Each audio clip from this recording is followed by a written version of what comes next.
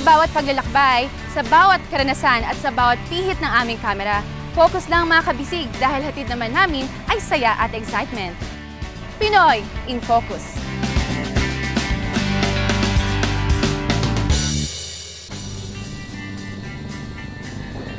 Nandito na po tayo sa Bacolod Airport, Negros Occidental, the City of Smiles, and the home of the Mascara Festival. Samahan niyo po akong i-explore ang kanilang mga tourist destinations, of course, masasarap na pagkain, at kung ano pang pwede makita dito sa kanilang probinsya. So, tara! Bye!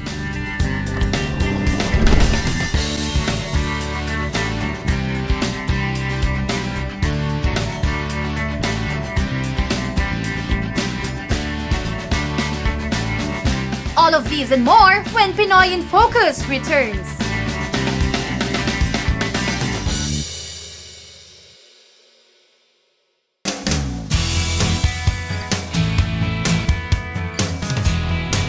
Negros Occidental, which belongs to Panay Island, is hailed as the sugar bowl of the Philippines.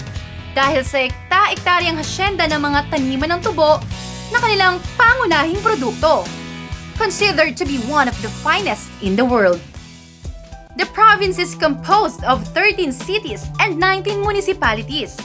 Its 3rd district is deemed to be the tourism capital of the province, where wide selections of tourist destinations are found. Isa sa mga ito ang Mambucal Resort, where pristine natural spring is found. Though man-made, napanatili pa rin ito ang natural setting ng environment na talaga namang panghatak sa mga turistang dumadayo doon.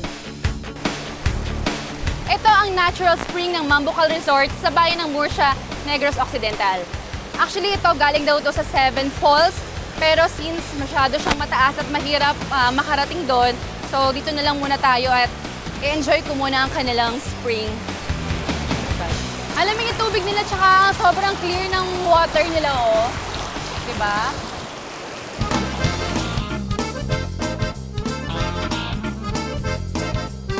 Hindi rin pinalampas ng aming team na matikman ang authentic Ilonggo food na inahanda nila para sa amin. Ano po yung mga native delicacy dito sa inyong bayan? Ito yung una-una, ito yung tawag namin alupe.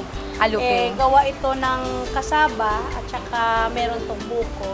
At saka ito tawag namin ibay-baye.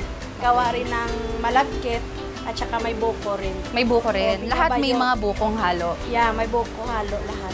At saka ngayon kakain tayo ng breakfast. Wow! Meron tayong tawag namin KBL. Kadyos, baboy, at saka langka. At saka meron tayong bangos na yun, nakalagay pa sa dahon ng saging. Tapos sa loob nun may kamatis at saka sibuyas. Sibuyas. Oy, at saka syempre, hindi mahuli. Wala. Yung manok sa Bacolod, sa sikat na Negros. Sikat ang manok yun, dito. Inasal na manok. Ganito talaga kalaki. Yes, ganon yun kalaki. Masarap yun pag may sausawan. Masarap.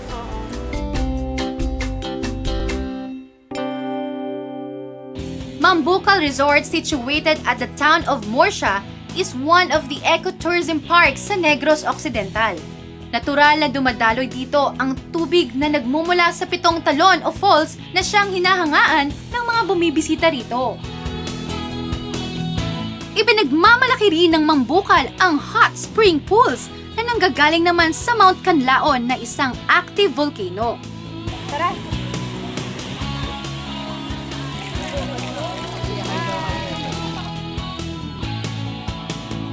Isa rin sa mga kamangha-manghang attraction sa Mambucal ang isang ilog na pwedeng mamangka and the park where you can stroll and reminisce with your loved ones and friends.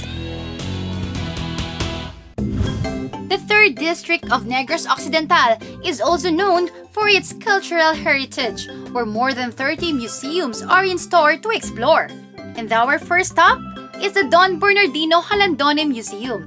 This heritage site was built in 1902 at na-preserve pa rin nila ang mga gamit dito through the years. Ngayon naman, nandito tayo sa Bernardino Halandone Museum.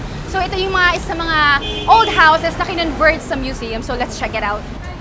Hello! Good morning! Welcome to the house of Don Bernardino Halandone. With the stairway leading to the second floor where the main living spaces are. And the area was called Descanso. This is Descanso. Descanso. That's from the word descansar, meaning to rest. To rest. Yes, especially for the elder. And this is also a Singer sewing machine. This is hand operated. You do it like this. So, di mano. Medyo mahirap siya. Di mano talaga. Yes. Yung kisame ng bahay, that's tin. Wow, very intricate yung design. Yes. That's embossed from Hamburg, Germany. Yes, ma'am. Yung iba, that's restored. Pero mostly portions are original to the house. This is Angeles' room or daughter's bedroom. This is Angeles, Dr. Trino Montinola. This is what they call butaka. Butaka chair. It's a birthing chair. Birthing chair? Yes. But this is stationary. Hindi siya rocking. No. Ito yung master's bedroom. This is Dr. Cesar, the eldest son. Then his wife, Patria Gamboa.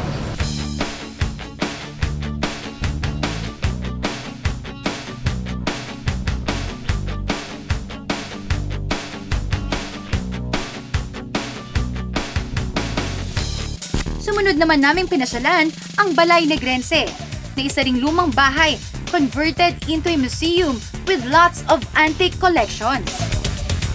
We have here an old pictures of house. This is before and after restoration.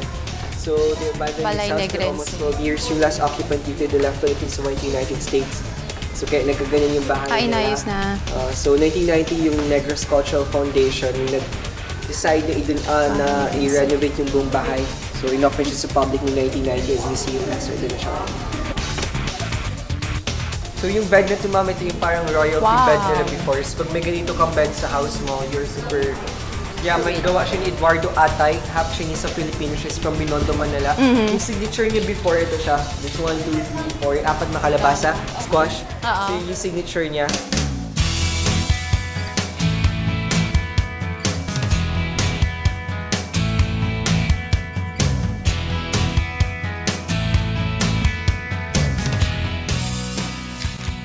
Tila nasa Disneyland naman kami when we arrive at Campuestoan Highland Resort, found in the city of Talisay, which started its operation in August 2012.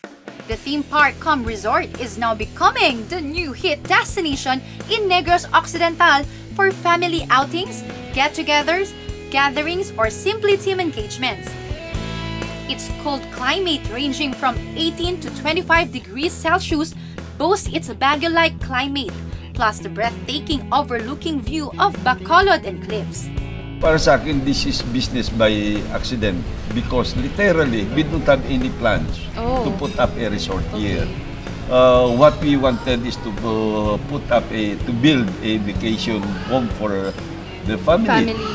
Yun ang aming talagang plano. We saw the picture-perfect view of more than one half of Negros Occidental. That was the time nagbigay sa amin to rethink our position na instead to put up a vacation home, we put up this Highland Resort.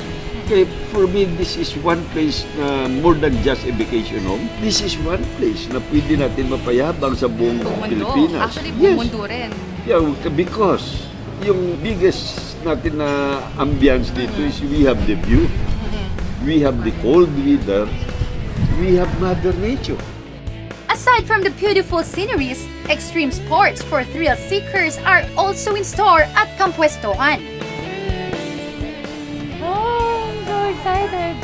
Kinakabahan ako. Skybike. Try ko na. Safe to Kuya, hindi naman to mag-move, no? As in straight lang to. Okay. Yan. Huwag ka lang matakot kasi hindi naman ito malalaglag. Ang importante lang dito ma'am, mapadyak na po kayo. Okay. Okay? I can do this. Oh no! Hi!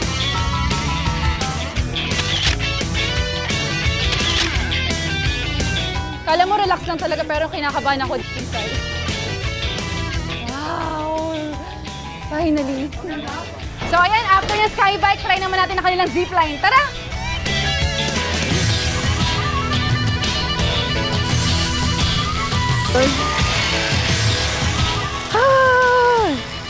Alright! Saya sa experience ko dito, grabe. So if you're planning on visiting Talisay, Negros Occidental, I recommend this place. Ito nga, sobrang ganda.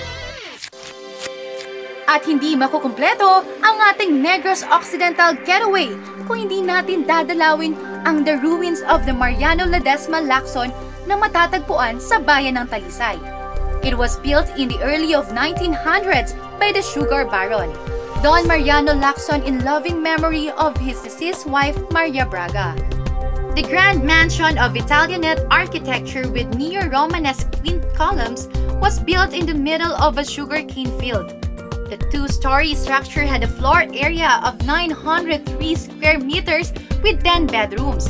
At hindi ka maboboring habang nililibot mo ang gusaling ito dahil aaliwin ka ni Roger Lucero na naging YouTube sensation dahil sa natural na galing niya sa pagpapatawa while telling the history of the ruins. Sinunog nila to intentionally with consent of the family for the sake na hindi magamit ng mga Hapon. Pero you know what? It's a very good idea na sinunog nila. At least may trabaho ako ngayon. Right, imagine kasi. Dahil sa aliw na hatid ni Roger ay hindi ka mababagot ng balikan ng nakaraan. Sa mga mayayaman noon, kailangan malalaki yung ribbon. Malaki ang ribbon, mas mayaman. Noon yun. Pero ngayon, akala mo, kung sino kalabas ng gate, ang lalaki ng ribbon, katulong pala. Ano yung apat na Tourism is one of the priority thrust of the provincial government. Ang Negros Occidental kasi is familiar sa mga nature-based tourism. So we rely on our natural attractions for promotion. So apart from that, we also have our heritage and culture that we continually promote, where we are also strong at. So we continue to develop this type of tourism to continue to draw tourists that is based on cultural promotion. Iniimbitahan ko po kayo to visit Negros Occidental and to discover that in Negros Occidental there's sugar and more.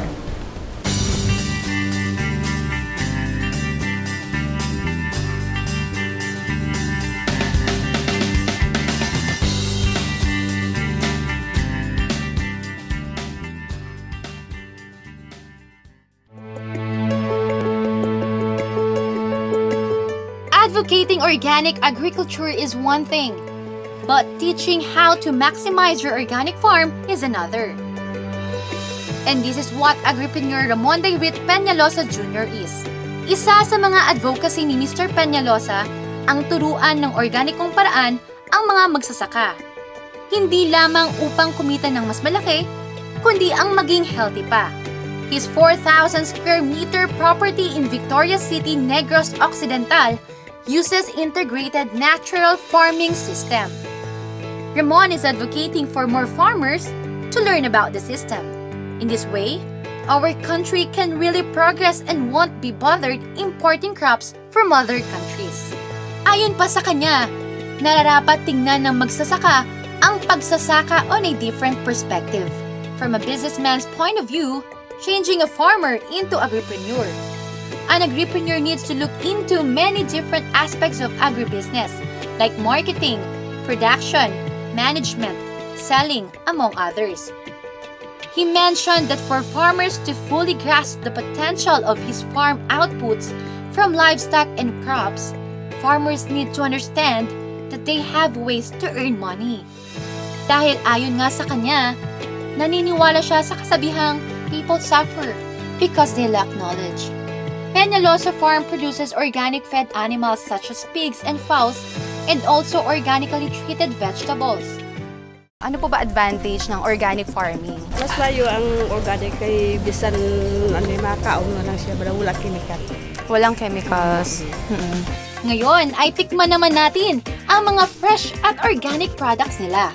Ito na nga yung tinatawag nilang farm to plate. Kanina nga, di ba, nakita natin from garden. Ngayon naman, isa-serve sa ating mga plate. So Benson, excited ka na ba? Sige, oo. Okay. Tingnan na natin. Tikman na natin yung organic food ng Peñalosa Farm. Let's go! Sarap.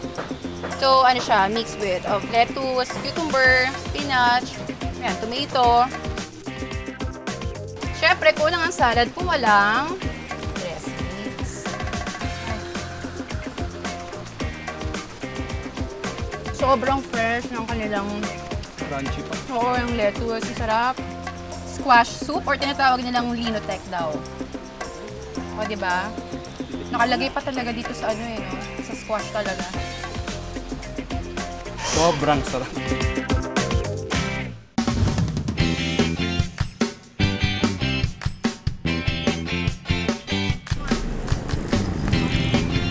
Again, mga kabrigada, nandito po tayo sa El Ijal Bake Shop dito sa Silay City. At ngayon, titikman natin ang kanilang mga pastries, cookies. Kasi sabi nila, is one of the oldest bake shop daw dito sa Silay.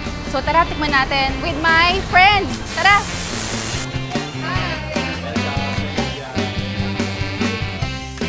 Dahil kilalang bakasyunan at tourist destination ang Negros Occidental, patok na negosyo dito ang mga pasalubong stores, kabilang dito ang El Ijal na isa rin sa mga matatandang restaurant sa Silay City. So ito, Hans, yung mga bestseller niyo dito sa El Ijal. Ito yung guapol pie ba? Or Ito what yung is this? buko pie. Buko pie. The apple version of Negros. So instead na apple, guava yung nilalagay dito. Tapos may cinnamon siyang halo rin, no? So to give that parang apple flavor. So you will not notice na Parang hindi siya guava. Ito, ano to?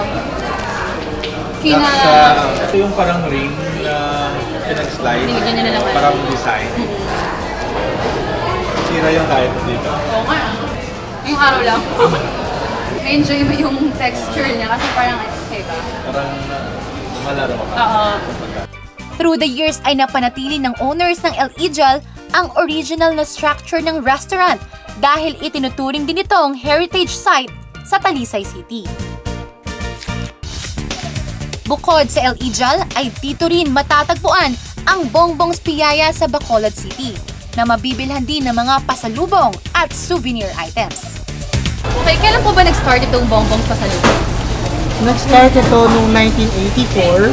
Bali, sa likod lang ng bahay nila ito nagsimula. Okay. So, yung capital na ginamit nila, 80 pesos lang. 80 pesos? Yes po. Wow. Sa 80 pesos na yun, naka-produce sila ng 120 pieces na piyaya. Ay, talaga? Yes po. So before, talagang first product lang nila is piyaya lang? Yes. Ano ba ang kakaiba dito sa Bongbong's pasalubong? Nawala sa iba? Aside sa aming bestseller, of course, na hot piyaya, that is our main product. At the same time, this is a one-stop shop. So, lahat ng customer andito na. So, they don't need to go outside or anywhere in Bacolod.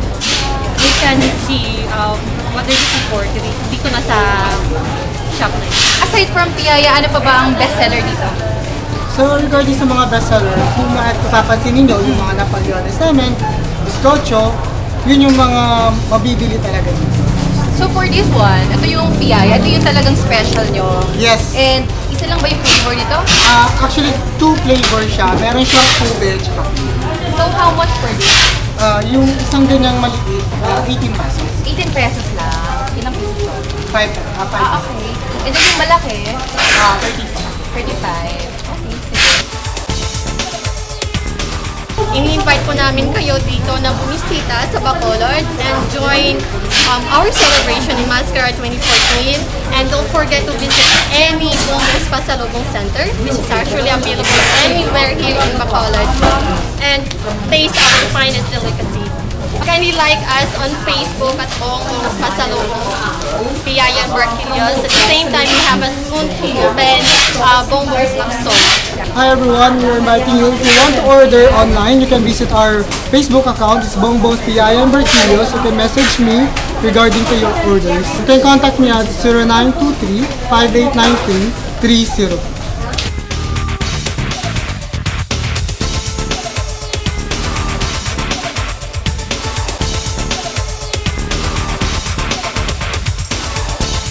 Up next, kamustahin naman natin ang programa ni Negros Occidental 3rd District Representative Albi Benitez para mapaangat ang kalidad ng edukasyon sa kanyang distrito.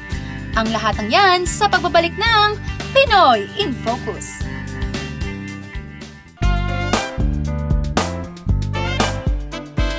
Aba, ang sosyal naman ng school na ito sa Negros Occidental. Hindi blackboard at hindi rin whiteboard ang gamit sa pagtuturo. Touchscreen! Well, malalaman natin ang lahat ng yan sa isang public servant na nagsimula ng ganitong uri ng alternative learning. Good morning, Congressman Albi Benitez, and welcome to Pinoy in Focus. Good morning, Marge. Good morning to all televiewers. Alright, gano'n po ba kayo katagal nag-serve dito sa Victoria City? The 3rd District is composed of 5 LGUs. You have Victorias, you have EB Magalona, you have Silay, Talisay, and Murcia. I'm on my 2nd term. I was first elected at 2010, and I was re-elected at 2013. So that's about 4 years. Pwede niyo po ba kaming kwentuhan about your project, itong Alboard project? This is that's... is this your personal, initiative, or is it first in the Philippines? I was the first one to introduce it here, especially in the city of Victorias. That's really part of our educational program, and it's really designed to change the system of education. So we're changing it to an interactive format. So just imagine, parang merong iPad, tablet. Parang tablet, where the students can interact with their courses, with their teachers, para at least mas mabilis sila matuto. At the same time, masaya, di ba? So it's more fun. As they say nga, di ba? It's more fun learning in Victorias because of what we call the alternative learning board. Ilan na po bang eskwelahan ang nabigyan ng ganitong project? Well, in 2011, we started with about 5, 1 per LGU. And what took off was the one here in Victorias because the teachers really embraced it. Very important kasi dapat mga teachers should also embrace the technology. And because of that, I think we added all primary and secondary schools in the city of Victorias have now this interactive whiteboard or alternative learning board. So, nakita naman natin, it's very encouraging kasi ang results nito napakaganda. From a 50% passing rate of a national achievement test, we have reached already about naging 82% na ngayon. And not only that, the dropout rate naging 0. Dati kasi yung mga estudyante, pipilitin mo pa manood. You have to force them to go to class. Nung nilagay namin itong alternative learning board, parang baliktad. Nakapila naman sila bago pa yung na-excite sila. So it was a very modern way of using this technology in education. And so far, it's been proving to be very successful. Sa tingin nyo, as a ginawang studies before coming up with the project, tingin nyo po ba makakatulong ito sa present state of our education? Oo naman. I think it has been proven.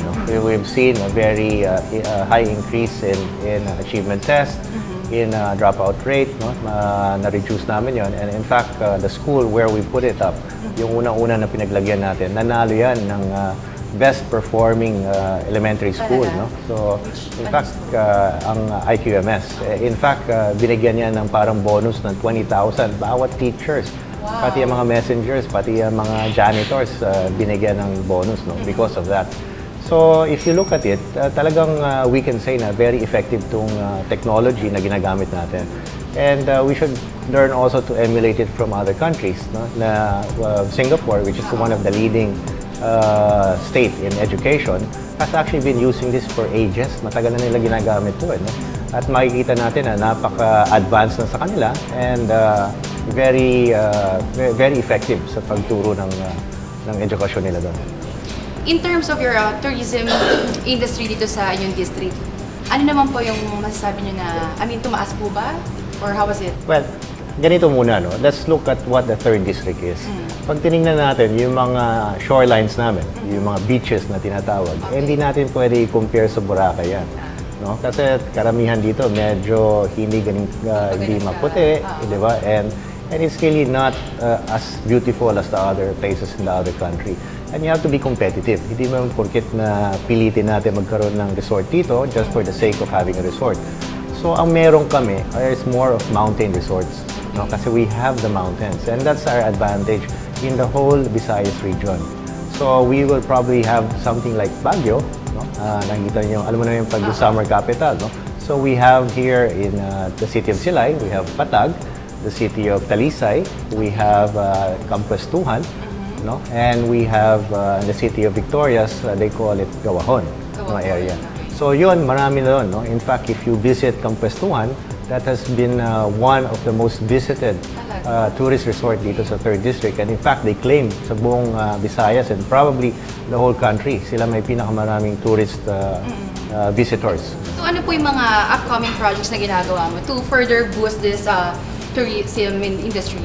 Well, you have to understand also, medyo virgin to mga resorts na tumatayo, and the places where they go is medyo virgin areas din. So what they would require, one would be accessibility. So yan, that's where our government program of tourism convergence, where we pave the way. We make sure that there are roads leading to a tourist destination. Kasi yan ang mga pinakakailangan when we talk of tourism. And of course, all the other amenities, you need electricity, power, water, and all of those. That's where government comes in and gives the necessary infrastructure support para we can have a very vibrant tourism industry. Ano pa po ba yung dapat namin pinuntahan dito sa district? Well, I think napuntahan niyo yung Balay Negrense at napuntahan niyo yung mga old houses dito ng mga Talandonis, mga Ledesmas, and all those things. No? Marami kasi dito, very rich in history itong area namin. No? In fact, they were calling this the Malacanang, the South. Because of that, no, that's why there's been a lot of mga old houses that rich of history and tradition, which is why it's very, nakikita mo yung city of Silay. No? If you pass by, that's where you landed sa airport. Lahat ng mga architectures doon, mga luma eh. They're trying to preserve the image, they're trying to preserve the historical essence of the city. All those are very interested to visit Negros. It's one of the more booming cities and province in the country. I'd like to invite you so that you can see for yourself firsthand the beautiful places and the beautiful people here in the 3rd District of Negros Occidental. So hope to see you soon. Nakakatuwa namang isipin na kahit walang PDAF ang mga kongresista, ay patuloy ang paglalaan ng mga proyekto para sa mga nasasakupan ni Congressman Benitez upang maiangat ang kalidad ng edukasyon sa kanyang distrito. Saludo po ang Pinoy in Focus sa inyo, Congressman Benitez. So tulad ko, I hope you guys find our show interesting and informative dito sa Negros Occidental. Sa bawat paglalakbay, sa bawat karanasan, at sa bawat pihit ng aming mga kamera. Focus lang mga kabisig dahil hatid naman namin ay saya at excitement. So till next week, makita-kita po tayo muli dito pa rin sa Pinoy in Focus.